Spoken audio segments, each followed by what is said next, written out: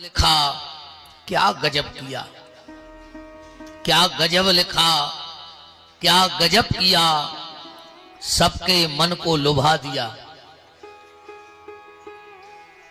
क्या गजब लिखा, क्या गजब किया, सबके मन को लुभा दिया। वो तुलसी ने कागज के पन्ने को तुलसी पत्र बना दिया। ऐसी कमाल की लेखनी चली कि जिस कागज पे तुलसी की कलम पड़ गई वो कागज भी तुलसी के पत्र से पवित्र हो गया। और जो ग्रंथ गोस्वामी तुलसीदास जी ने बनाया तो विद्वानों ने कहा कि जिस मानस को इस मानस से, रामचरितमानस से, जिस मानस को इस मानस से प्यार नहीं, उस मानस को इस मानस में रहने का अधिकार नहीं।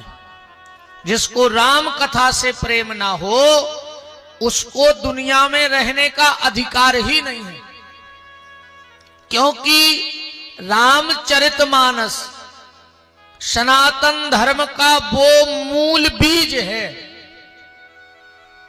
राम कथा क्या है? बीज।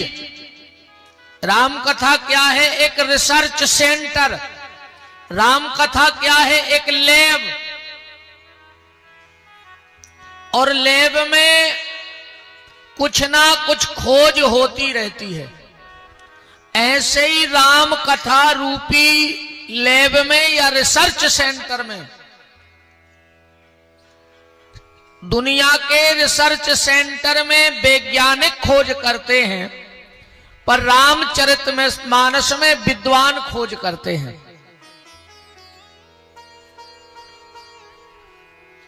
तो ये क्या है? रिसर्च सेंटर है। गोस्वामी तुलसीदास जी, देखो एक बात कहें, मैंने कहा ना मूल राम कथा है। एक बार जब स्वामी विवेकानंद जी विदेश गए तो वहां के लोगों ने सोचा कि स्वामी विवेकानंद जी को चिढ़ाया जाए, तो उनको वहां एक लाइब्रेरी में ले गए विदेश में। तो लोगों ने क्या किया कि उनके जितने ग्रंथ थे सब वो रख दिए ऊपर और राम कथा रख दी सबसे नीचे। रामायण नीचे रख दी, बाइबल और जो भी सब था वो सब, अन्यत्र जितने पुराण थे सब ऊपर रख दिए। और स्वामी विवेकानंद जी को घुमाने ले गए कि जब वो देखेंगे कि रामायण सबसे नीचे है तो उनको थोड़ा हल्कापन लगेगा कि हमारी राम कथा नीचे दबा दी। पर विद्वान तो विद्वान होता है। गोस्वामी जी जब वहां से निकले तो मंद मंद मुस्कुराने लगे। एक अंग्रेज ने कहा, देखा हमारे पुराण ऊपर हैं और तुम्हारी रामायण नीचे है। गोस्वामी जी बोले कि स्वामी विवेकानंद जी बोले कि मेरी रामायण नीचे है और सब ऊपर ग्रंथ उस पे जमे हैं, तो तुम्हारे ग्रंथ सब सुरक्षित हैं, क्योंकि जिसकी जड़ राम कथा हो ऊपर वाला सुरक्षित ही रहता है। और गोस्वामी जी ने कहा कि सनातन धर्म जड़ है, बाकी सब शाखाएं और पत्ते हैं, डाले हैं, पेड़ हैं। इसीलिए तुम जानबूझकर, तुम तो मजाक उड़ा रहे थे हमारा, पर असलियत तो असलियत होती है, इसलिए तुमने रामायण को नीचे रखा। तो रामायण मूल है। और दुनिया का कोई प्रवचनकार क्यों ना हो, वो गीता पे बोलता हो, वो आध्यात्म पे बोलता हो, वो भागवत पे बोलते हो, वो शिव महापुराण पे बोलते हो, वो वेदांत पे बोलते हो, पर दुनिया का ऐसा कोई वक्ता नहीं है जो अपने 3 घंटे के प्रवचन में एक बार गोस्वामी तुलसीदास जी की रामायण की चौपाई ना बोल दे।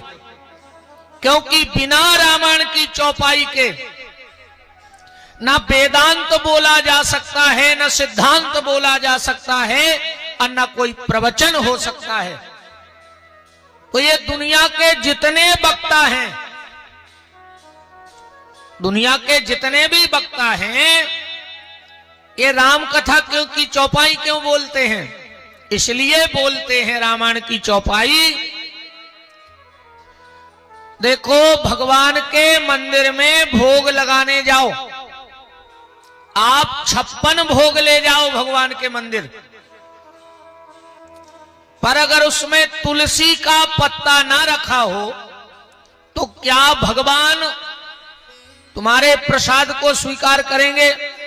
नहीं करेंगे, क्योंकि बिना तुलसी दल के भगवान प्रसाद स्वीकार नहीं करते। और आप बिल्कुल रूखी रोटी ले जाओ और अगर उस पे तुलसी का पत्ता रख दो तो भगवान उसे स्वीकार कर लेंगे। तो मेरा स्वयं का मानना यह है कि वक्ता इसलिए अपनी जेहबा पे तुलसीदास की चौपाई का तुलसी पत्र रखते हैं कि हम लोगों की वाणी में इतनी ताकत नहीं है कि भगवान स्वीकार कर लें, पर इस वाणी पे जब तुलसी की चौपाई का तुलसी पत्ता रख देते हैं तो भगवान उसे स्वीकार कर लेता है, हमारी जैसी सूखी रूखी वाणी को।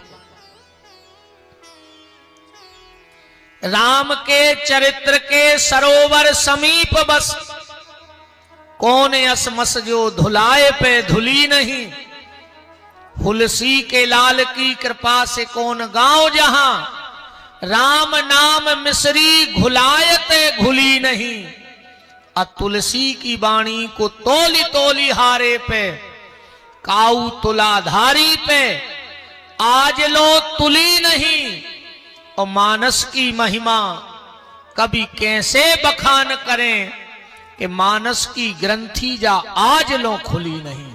आज तक कोई रामायण की गांठ नहीं खोल पाया। वेद मत शोध शोध शोध के पुराण सब, संत और असंतन को भेद को बताऊं तो, कपटी क्रूही कुचाली भारी भवसागर से उतार तो पार कौन, जो पे यह तुलसी रामायण न गाऊ तो। क्या होता अगर रामायण न गाई गई होती तो? देखो, सप्तमी के दिन ही गंगा का अवतार हुआ, इसलिए हम गंगा सप्तमी मनाते हैं कि नहीं मनाते? और सप्तमी के दिन ही तुलसीदास जी का जन्म हुआ। क्यों? एक भक्त हुए भागीरथ जो सतयुग में गंगा लाए, और एक भक्त हुए गोस्वामी तुलसीदास जी जो कलयुग में गंगा लाए। पर भागीरथ की गंगा में और तुलसी की गंगा में बड़ा अंतर है। भागीरथ की गंगा तन के पाप तो धो देती है, पर मन के पाप नहीं धो पाती। देखो, गंगा पाप खत्म कर सकती है, पर गंगा पाप करने की वृत्ति खत्म नहीं कर सकती। और अगर गंगा में पाप करने की वृत्ति खत्म कर दी होती तो गंगा जी से लौट के फिर तो सब धर्मात्मा बन गए होते, सब पुण्यात्मा हो गए होते। पर ऐसो भी है कि आदमी गंगा जी में करत है स्नान और उतई से भरी बोतल, सो जितने छोड़े थे उतने बोतल में भर के जाके तंग घरे ले आओ। अपने अपने हिस्सा के सब वापस आ गए कि नहीं आ गए? एक बार गंगा जी से पूछा कि तुम्हारे पास तो पाप का ढेर लग गया होगा। अभी लगभग 50-60 करोड़ लोगों ने स्नान करे, तो वहां तो तुम्हारे पास ढेर लग गया होगा। क्या करती हो उन पापों का? गंगा बोली हम अपने पास रखते ही नहीं है। कहां कर देती हो? बोले हम सब बहा के सागर में पटक देते, अपने सागर में नहीं। अच्छा एक बात और देखियो सतीश भैया, ये दुनिया क्या है? संसार सागर है। आज तक कोई ने जाना ही कही कि संसार बंबई है, संसार दिल्ली है, संसार अमेरिका है, संसार इंग्लैंड है। कई आज तक कोई ने कहा कहते संसार सागर है। अपने सागर का नाम पूरा वर्ल्ड लेता है, पूरा वर्ल्ड अपने सागर का नाम लेता है। क्यों भाई? वो कोई भी भाषा में कहते हुए पर जा तो कहता ही हुई है कि संसार सागर है। तो संसार को सागर क्यों कहा गया? संसार को बंबई भी कह देते, संसार को दिल्ली कह देते, संयुक्त राष्ट्र अमेरिका कह देते कि संसार तो अमेरिका है, वहां सब है। अपना सागर तो उतना बड़ा तो है नहीं। इसी प्रदेश में सागर से बड़े बड़े शहर हैं, भोपाल है, इंदौर है, जबलपुर है। तो कोई ये भी नहीं कहता कि संसार इंदौर है। संसार सागर है मतलब, और कहते इससे दूर रहो। संसार सागर है, इससे दूर रहो। देखो सागर है तो बहुत गहरा है कि नहीं है? अनंत जल है सागर के पास, पानी की कोई कमी नहीं समुद्र के पास। पर क्या समुद्र किसी की प्यास बुझा सकता है? नहीं बुझा सकता। सागर देखने से, दूर से देखने में अच्छा लगता है, पर वो किसी की प्यास नहीं बुझा सकता। इसी तरह ये जो संसार सागर है, ये देखने से तो दूर से अच्छा लगता है, पर ये तुम्हारे आत्मा की प्यास नहीं बुझा पाएगा। आत्मा की प्यास तो परमात्मा के भजन से ही होगी, भजन से होगी कि नहीं होगी? निवेदन यह व्यास गद्दी आज गोस्वामी तुलसीदास जी के लिए कर रही है कि एक भागीरथ हुए जो इस धरती पर गंगा लाए, और दूसरे भागीरथ गोस्वामी तुलसीदास जी हुए। सतयुग के भागीरथ जी जो गंगा लाए, उन्होंने तन के मैल को धोया, पर गोस्वामी तुलसीदास जी की राम नाम की गंगा ने मन के मैल को धोया। ये राम कथा क्या है? मन के मैल को धोने का ग्रंथ है। इससे तन में कोई बदलाव नहीं आएगा, पर मन में बदलाव जरूर आएगा। सत्संग से तन का परिवर्तन नहीं होता, सत्संग से मन का परिवर्तन होता है, मन में बदलाव आता है। तो रसहीन समाज की देख दशा, रसहीन समाज की देख दशा, करुणा करके प्रगटे तुलसी, बने राम गुलाम श्री राम को नाम, स्नेह समेत रटे तुलसी, और राम कथा भई गंग समान, सुभूप भागीरथ भये तुलसी। भागीरथ हैं कलिकाल के गोस्वामी तुलसीदास जी, जिन्होंने इतने बृहद विशाल ग्रंथ को बनाया और हमें जीने की कला सिखाई। मैंने कल कहा था कि राम एक मर्यादा है, राम एक संस्कार है, राम एक त्याग है, राम एक मंजिल है, राम मानवता के आदर्श हैं, राम मानवता की मूर्ति है। और ऐसे राम जी के चरित्रों को जन जन तक अपनी बुंदेली भाषा में, देखो अपनी बुंदेली भाषा ऐसी है, को कितना जे में हम तो बोलते ही नहीं है ज्यादा खड़ा तोड़े की भाषा, कैसे जे को जोन स्वभाव जाए ने जी से, अनीम न मीठी होए खाओ गुड़ घी से। नीम में कितना गुड़ मिला ले और कितना मिला ले घी, परवा लगे है तो करई। तुम प्याज की गटिया में कितना महंगो सेंट रुई में लपेट के वो फ्रिज में रख दे, अलमारी में रख ले, एक महीना बाद भी निकालियो पर मां बसे है प्याज ही, सेंट ने बसे। अपनी जो भाषा है वो नहीं छूटती। कई आदमी तुर्की बोलन भी लगे अपने थे, बुंदेलखंडी छोड़ के स्टैंडरी की भाषा, पर वे एक आध शब्द तो छोड़ा ही दे बुंदेली को। एक बार एक बंबई का बहुत पढ़ा लिखा आदमी सागर आओ, तो एक जने मिल गए,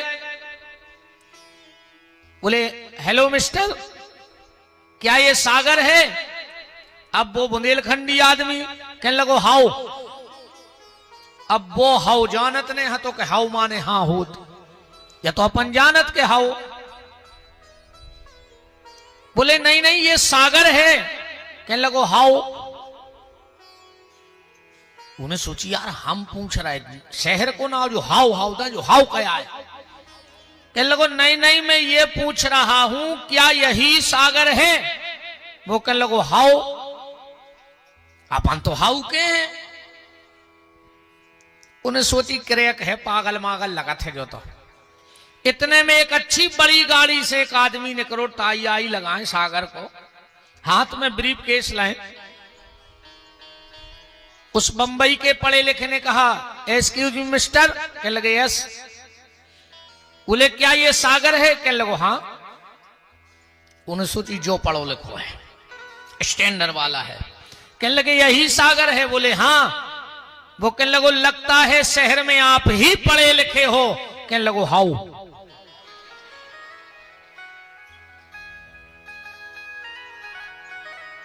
क्योंकि अपनी भाषा नहीं छूटती, कुछ भी कर लो आप। एक दो शब्द तो हमारे निकल ही जाएंगे, आप कुछ भी कर लो।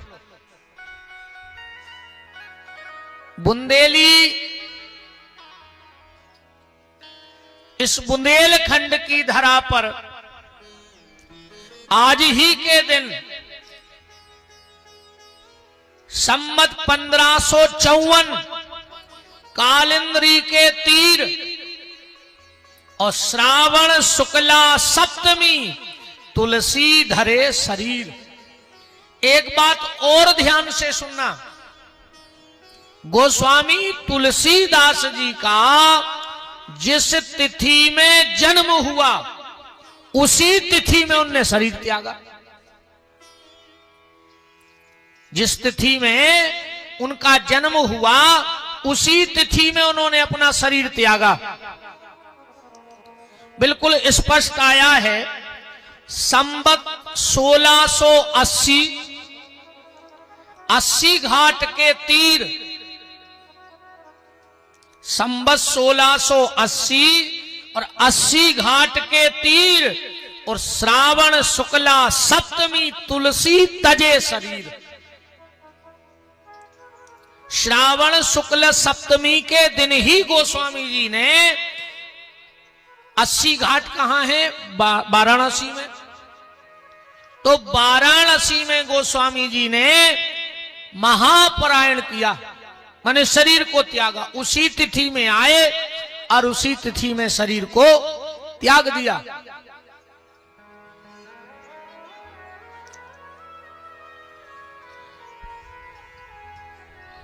अब एक बात आती है यहां पर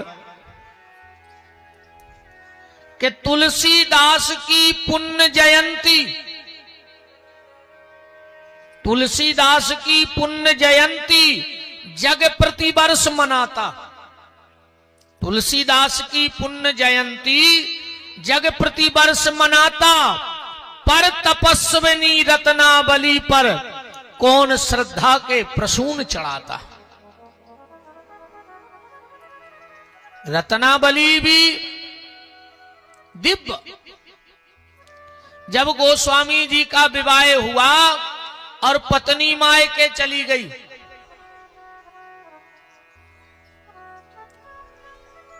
इतना प्रेम पत्नी से, इतना प्रेम पत्नी से कि भरी नदी में कूद गए। मुर्दा बहता हुआ आ रहा था, समझा कि मेरी पत्नी ने नाव डाल दी मुझे आने के लिए, और मुर्दे को पकड़ के पार हो गए। सोचा आधी रात में क्यों ससुराल वालों को जगाएं, तो पिछवाड़े से गए तो एक भुजंग सांप लटका था। सोचा मेरी पत्नी ने रस्सी डाल दी है, सांप पकड़ के चले गए। रत्नावली सो रही थी, तुलसीदास जी ने जगाया। रत्नावली ने पूछा आप इतनी रात में बरसात में कैसे आ गए? बोले तुम्ही ने तो नाव डाली थी। और बोले ऊपर के तल पे कैसे आ गए, खंड पे? बोले तुमने रस्सी डाली। और जब रत्नावली ने देखा कि रस्सी नहीं वो तो सांप है, रत्नावली ने कहा धन्य है हाड़ मास की देह पर तासो इतनी प्रीत। अगर इतनी प्रीति तुमने रघुनाथ जी से की होती तो तुम्हारा जीवन धन्य हो गया होता।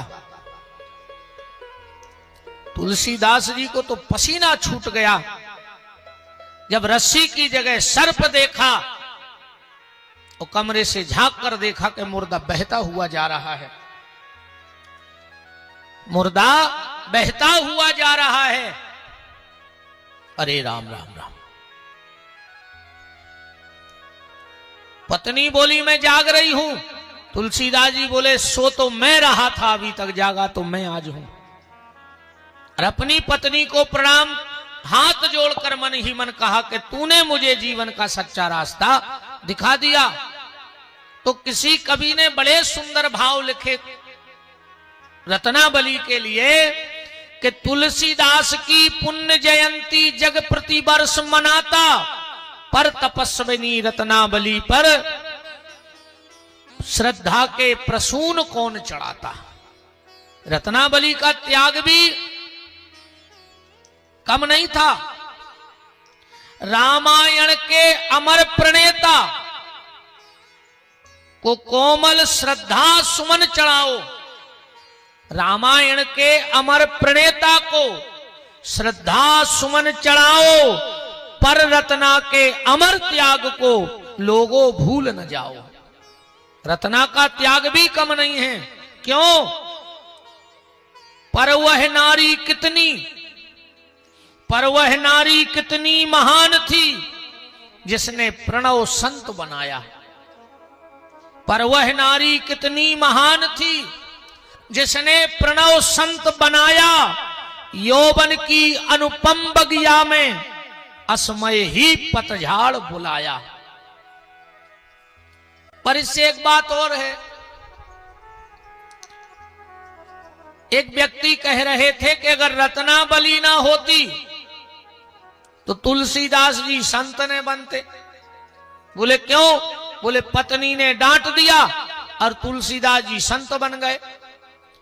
तो क्या कोई पत्नी की डांट से संत बनता है? और अगर पत्नी की डांट से कोई संत बनता तो अपने सागर में तो चमीटा ही चमीटा चटक रहे होते। अब यहां जितने लोग बैठे हो एक आदमी हाथ उठा दो कि हमारी पत्नी हमें नहीं डांटती। उठा दो किसी में दम हो तो। किसी की ताकत नहीं है, क्योंकि पत्नी के सामने कोई बोल ही नहीं सकता। परिवार वाले पहले कागज पक्के करवा देते हैं कि तुम्हें चुप रहना है। इसीलिए शादी के कार्ड में बेटी के आगे लिखा जाता है सौभाग्य कांक्षणी, तो पूरा नहीं लिखा जाता, अकेला 100 लिख के बिंदी रख दी जाते। और लड़का के आगे लिखो जाते चिरंजीव, सो पूरो चिरंजीव नहीं लिखो रहे, ची लिख के बिंदी धर दे। मतलब घर के कहते हैं कि घरवाली आ रही रे, अब्बा 100 के है, तुम्हें ची भर नहीं करना। ऐसे चिरंजीव और ऐसी सौभाग्य कांक्षणी है ना, है ऐसा के नहीं। देखो दीपक माचिस से जलता है, दीपक कैसे जलता है? माचिस से, पर उसके लिए दिया का होना भी जरूरी है, और दिया में बाती होना भी जरूरी है, और उसमें घी तेल भी होना जरूरी है।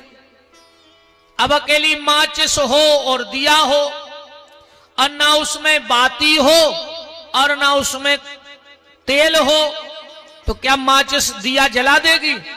नहीं जला पाएगी। तो ये बात सत्य है कि तुलसी के अंधेरे जीवन में पत्नी ने भगवत प्रेम का दिया जलाया, पर उसके लिए तुलसी की कई जन्मों की श्रद्धा का तेल था, और उसमें परमात्मा के प्रति विश्वास की बाती डली थी, तब कहीं जाके वो दिया जला। कोई घरवाली की डांट से संत नहीं बनता है, घरवाली की डांट से कोई संत नहीं बनता। फिर संत कैसे बनता है? कबीरदास जी कह रहे हैं कि भगत बीज पलटे नहीं, जो जुग जाए अनंत, ऊंच नीच जन में कहूं तो ही संत को संत। जब अति हरि कृपा हो जाती है तब इस रास्ते पे कोई आगे बढ़ पाता है।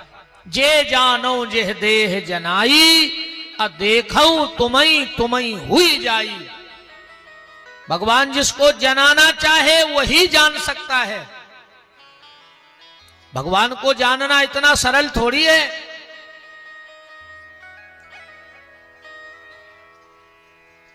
तो रत्नाबली का भी त्याग है, रत्नाबली की भी शिक्षा है।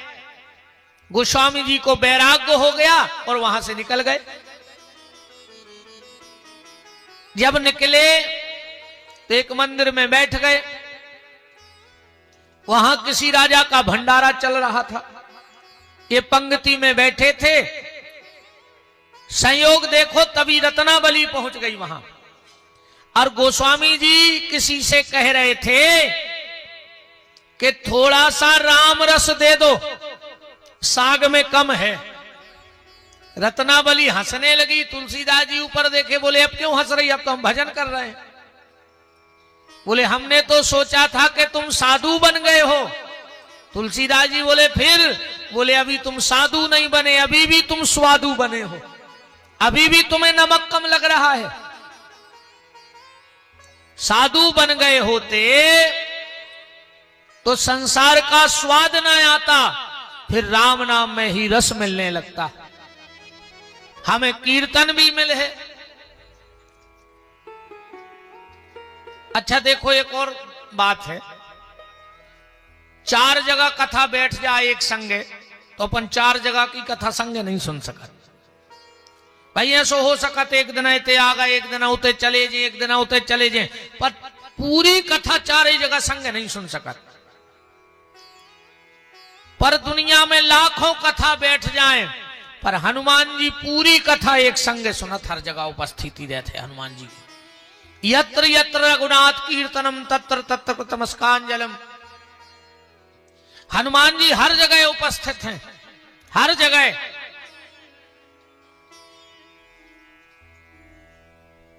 तो प्रेत ने कह दी कि जहां कथा हो तहीं हनुमान जी।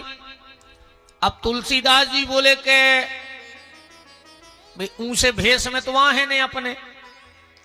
अब हम कैसे पहचान के हनुमान जी आ गए? प्रेत बोलो जो सबसे पहले आवे और सबसे बाद में जावे, समझ लियो जी यही बब्बा यहां।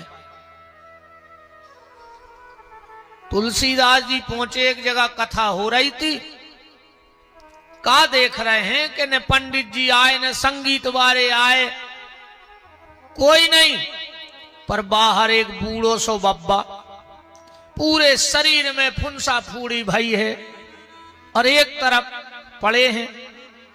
तुलसीदास जी ने तिरछी नजर मारी, बोले लगा जे यहां बब्बा। पर अब प्रेत ने जा कही थी कि सबसे आखिरी में जात है। अब बैठ गए तुलसीदास जी, कथा हो गई, पंडित जी चले गए, संगीत वाले चले गए, जजमान चले गए, अब हनुमान जी बैठे हो। तुलसीदास जी, हनुमान जी बोले कि जाओ भैया घरे जाओ। अब कैसा उनको नियम है कि हमें आखिरी में जाने। तुलसीदास जी बोले आपने कर चलो, हम बाद में जे हैं। हनुमान जी बोले भैया रे हम रोगी आदमी, हम कहो तई परे रे हमाओ का ठिकानो घर दूर है नहीं, कहो कल की कथा सुन के जाए। तुलसीदास जी बोले सो ऐसा ही हम यहाँ हैं, अपने भी कुछ नहीं है, अपन भी कहीं बैठे रहे। हनुमान जी बोले निकल जाओ कल आ जाना। तुलसीदास जी बोले नहीं नहीं आप जाओ। जब बहुत देर हो गई, तुलसीदास जी की आंखों में अश्रुपात होने लगा और चरणों में लिपट गए, बोले बजरंगबली दादा हम आपको पहचान गए हैं, आप हनुमान जी हो। अब फिर तो भैया जहां भक्त की हां भगवान वहां, नहीं अंतर में नहीं बाहर में, नहीं आस में है नहीं खास में है, न विरक्ति में है न विलास में है, यदि प्रेम है तो प्रभु पास में है। घृणा का प्रेम से जब अलंकरण होगा, घृणा का प्रेम से जब अलंकरण होगा, उस वक्त इस धरा पर स्वर्ग का अवतरण होगा। कहां ढूंढता है तू उसको? काबा में और काशी में, वो तो वहां मिलेगा जहां प्रेम का मिलन होगा। राम ही केवल प्रेम प्यारा और जान ले जो जानन हारा। तुलसीदास जी तो चरणों से लिपट गए, बोले अब ने चले, अब तो हम जान गए कि तुम અહીંયા आओ। अब हनुमान जी बोले जान गए तो बताओ फिर अब क्या चाहिए? तुलसीदास जी बोले अपन को तो ये कई अब रट लगी है कि अखियां हरि दर्शन की प्यासी। हमें तो राम जी से मिलने हैं, सीता माता लक्ष्मण भैया के दर्शन करने। हनुमान जी बोले अब हम करत हैं चर्चा। का हनुमान जी को काम ही जो है, राम दुआरे तुम रखवारे, ओ होत न आज्ञा बिन पैसा लिखो। अच्छा आज की हालत भी यही है कि होत न आज्ञा बिन पैसारे। कौन आज्ञा चाहने तुम्हें? तुम्हारा रुपया भर हुए, रुपया भर हुए तुम्हें का करवाने? आज के समय में जग में दाता दो जने, एक पैसा एक राम। अब बे तो दाता मोक्ष के, जे तुरंत सुधारत काम। वे तो मोक्ष पे मिले हैं, जब मिले हैं दद्दा। अरे कहूं इतने रुपया होए काय से? आज तो बड़ी गड़बड़ स्थिति है। हुआ स्वतंत्र स्वदेश देश की आई बर्बादी, इसे आजादी कहते हो? हुआ स्वतंत्र देश देश की आई बर्बादी, इसे आजादी कहते हो? छोटे बड़े न्याय के दफ्तर, हाकिम की कीमत को नहीं डर, साहब के सामने घूस ले दे और सकते हैं, इसे आजादी कहते हैं। हर जगह मिलावट, इतनी मिलावट हो गई, इतनी मिलावट हो गई, एक आदमी जिंदगी से परेशान होगा। मिलावट देखो, आज एक आदमी जिंदगी से परेशान होगा। उन्हें सोचिए अब तो हम जहर खा कर मार गए हैं। दुकान पे गाओ, जहर ले आओ, अच्छा दूध में घोर के पी गाओ। उन्हें सोचिए अब तो रात में मरा ही जाए। सवेरे 5 बजे की नींद खुल गई। कहने लगो यार हम नहीं मरे, माने भगवान भी चाह रहा हो कि हमने मरे। अब हम जिंदगी से लड़े हैं, संघर्ष कर हैं, पर जब भगवान ने हमें जिंदगी दी है तो आज तो हम दुकान से आधा किलो मिठाई ले आके खाएं। वो दुकान पे गाओ, मिठाई ले आके खाई, सुमार गाओ वो मिठाई में जहर में लो। तो ये हालत आज की है। नहीं होत न आज्ञा बिन पैसारे, बिना पैसा के कहीं कोई आज्ञा नहीं है। तो जा तो एक अपनी आनंद की बात है, वास्तविकता जा है। आओ वकील साहब, हनुमान जी का और राम जी का एक एग्रीमेंट है। राम जी का और हनुमान जी का एक एग्रीमेंट है। कौन सा? जब ऋषि मुख पर्वत पर हनुमान जी मिले राम जी को, तो हनुमान जी ने कही प्रभु एक काम करो। बोले का? प्रभनऊ पवन कुमार, खलवन पावक ज्ञान घन जासु हृदय आगार। आप तीनों हमारे हृदय में बैठ जाओ। लक्ष्मण जी बोले का करने? राम जी बोले तुम बताओ। लक्ष्मण जी बोले बैठ जा। बोले काय? बोले आज 2-2 कौड़ी के आदमी जे विपिन बिहारी जैसे, जिनकी 1 पैसा की औकात नहीं है, 1 पैसा की कीमत नहीं है, 1 कौड़ी के भी नहीं है, और वे कार में घूम रहे और जगत को मालक नंगे पांव घूम रहा। लक्ष्मण जी, राम जी बोले मतलब? लक्ष्मण जी बोले अब जो विपत्ति परी सो परी, पर अपन भी मारुति ले आइले। हनुमान जी को आए, मारुति आए कि नहीं? भगवान ने भी मारुति ले ली, भले जंगल में है। तो कहा चलो लक्ष्मण हनुमान के हृदय में बैठ जाएं। राम जी बोले कि जे धनुष बाण नीचे रख दो। बोले काय? बोले धनुष नुकीलो होत है, और अपन धनुष बाण लेके हनुमान के हृदय में बैठ तो खुद चुभे ने वो। सो राम लक्ष्मण ने धनुष बाण नीचे रखो। हनुमान जी बोले का कर रहे? राम जी बोले नीचे रख दे। अरे हनुमान जी बोले यही से तो तुम्हें बैठा रहे कि तुम हथियार लाए हो। बोले काय? बोले हमारे भीतर बहुत चोर हैं, काम क्रोध मद लोभ सब नाथ नरक के पंथ।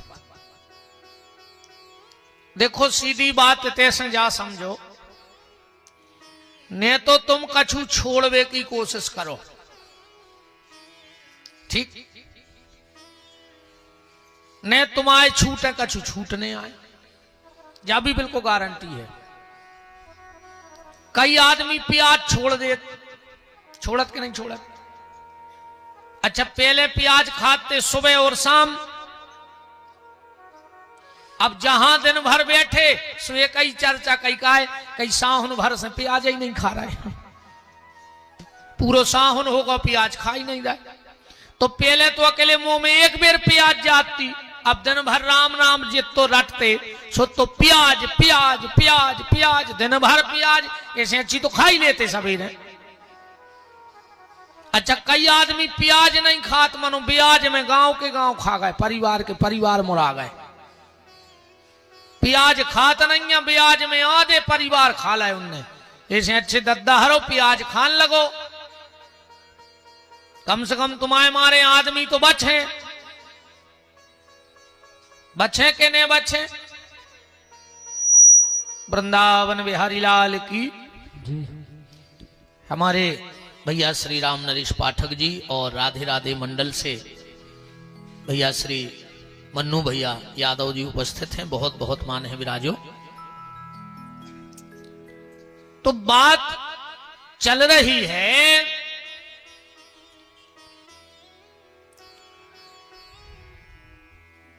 कि हमारे हृदय में जो काम, क्रोध, लोभ, मोह, मत्सर, दंभ है, ना तो ये हमने बनाया है और ना हमसे मिटने वाला है। क्योंकि जो हमने बनाया है वही हम मिटा सकते हैं। जो हमने बनाया नहीं वो आप कहां से मिटाओगे? आप काम को मिटा सकते हो, आप क्रोध को मिटा सकते हो। ऐसी कोई मेडिकल पे दवाई मिलती है कि उससे गुस्सा खत्म हो जाए शरीर की? जो रोग हमने बनाए हैं उसकी दवाई है दुनिया में। और दवा कौन खाता है ज्यादा? बोले जो दबा के खाता है। जो दबा के खाता है वही ज्यादा दवा खाता है। तो जो हम रोग हमने स्वयं बनाए हैं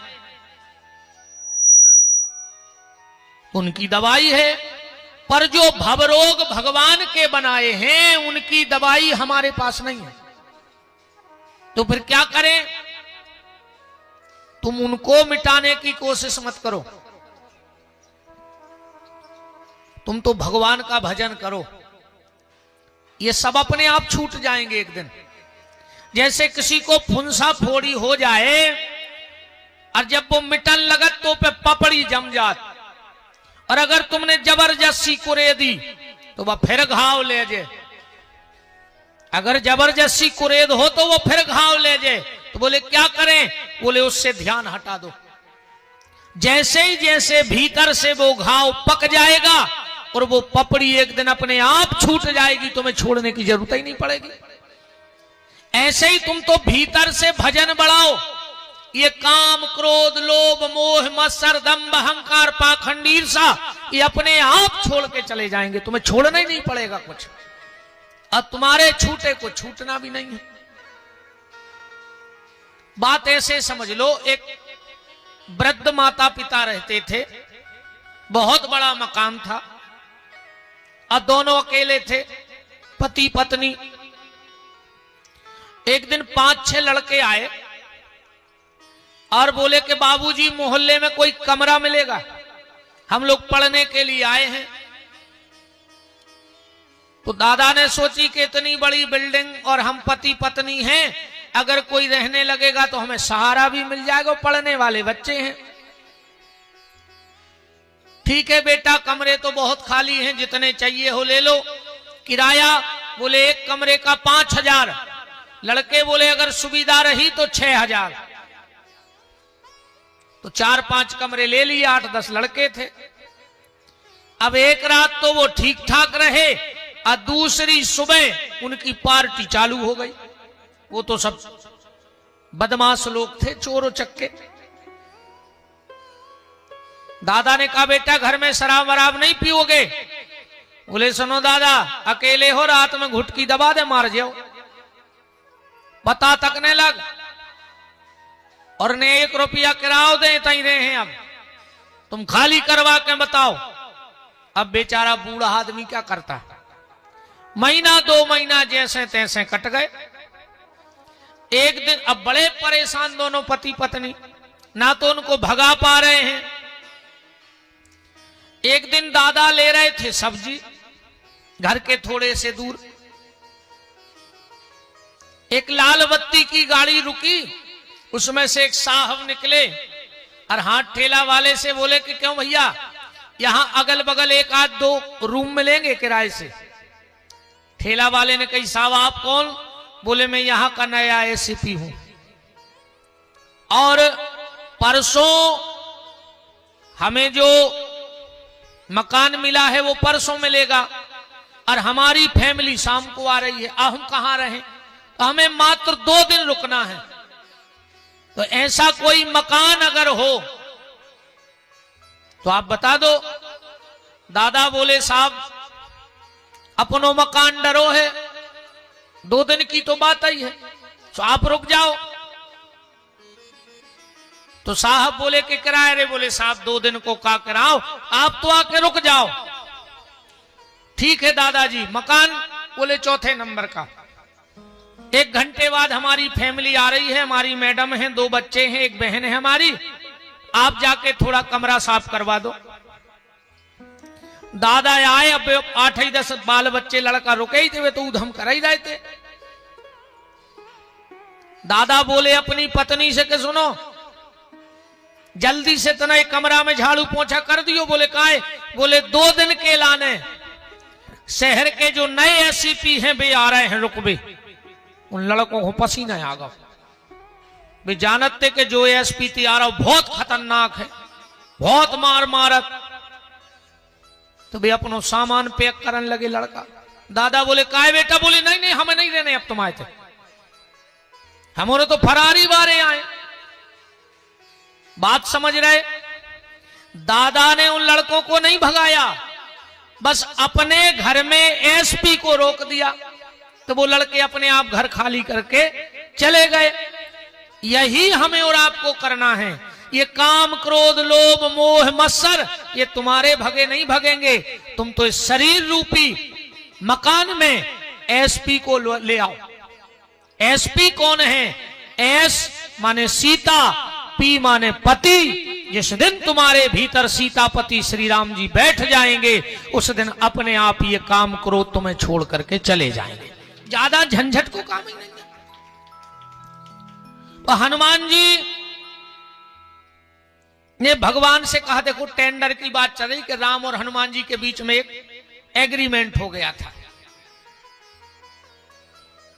कैसा एग्रीमेंट? जब हनुमान जी ने कहा कि आप हमारे हृदय में विराजो, आप हमारे हृदय में बैठो, तो राम जी बोले हम तुम्हारे भीतर के शत्रु मारेंगे तो फिर हमारे बाहर के शत्रु कौन देखेगा? हनुमान जी बोले ठेका कर लो। कैसा? बोले तुम हमारे भीतर के निपटा दे, हम तुम्हारे बाहर के निपटा दें। आपके जो बाहर के दुश्मन होंगे उन्हें हम मारेंगे। तो हनुमान चालीसा में एग्रीमेंट पे साइन हो गया। राम जी ने कहा हम तुम्हारे भीतर के शत्रु मारेंगे, हनुमान जी बोले हम आपके बाहर के निपटा दें। साधु संत के तुम रखवारे।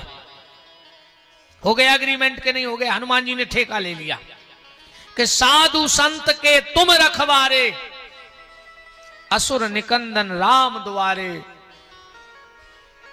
तो बिना हनुमान जी के राम जी के दरबार में प्रवेश नहीं मिलता है।